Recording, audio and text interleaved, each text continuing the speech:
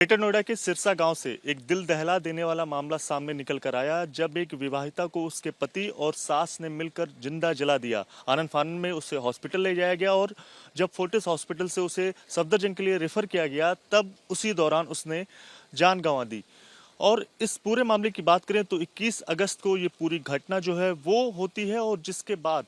जो पीड़ित परिवार है वो लगातार पुलिस प्रशासन के पास अपनी अपील करने में जुटा हुआ है, और तब से लगातार न्याय की जो गुहार है, न्याय की जो इंसाफ की लड़ाई है वो उनकी तरफ से की जा रही है। और इसके साथ साथ अगर बात करें तो पीड़ित परिवार का ये कहना है कि 2016 में उन्होंने निक्की और कंचन दोनों जो बेटी हैं उनकी शादी सिरसा गांव में करवाई थी, और जिसके बाद कुछ ही महीनों बाद इस तरह की जो चीज़ें हैं वो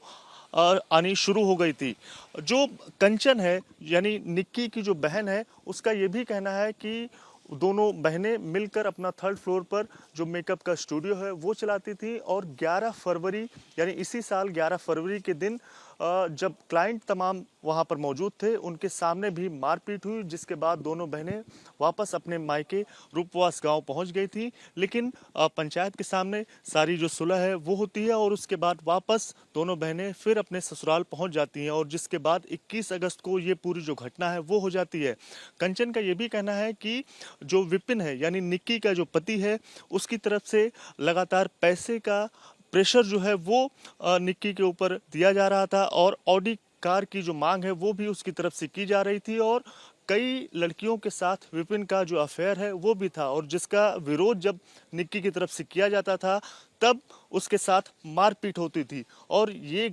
लगातार इस तरह की चीज़ें बढ़ती जा रही थी। और इसी के साथ साथ जब शिकायत निक्की और कंचन ने अपने परिवार, अपने यानी पिता के सामने ये सारी बातें बताई, तो इसका विरोध भी विपिन के पिता की तरफ से किया गया, विपिन की मां की तरफ से किया गया, और इसको लेकर लगातार उसकी तरफ से ताने भी दिए जाते थे। और इसके साथ साथ 21 अगस्त के दिन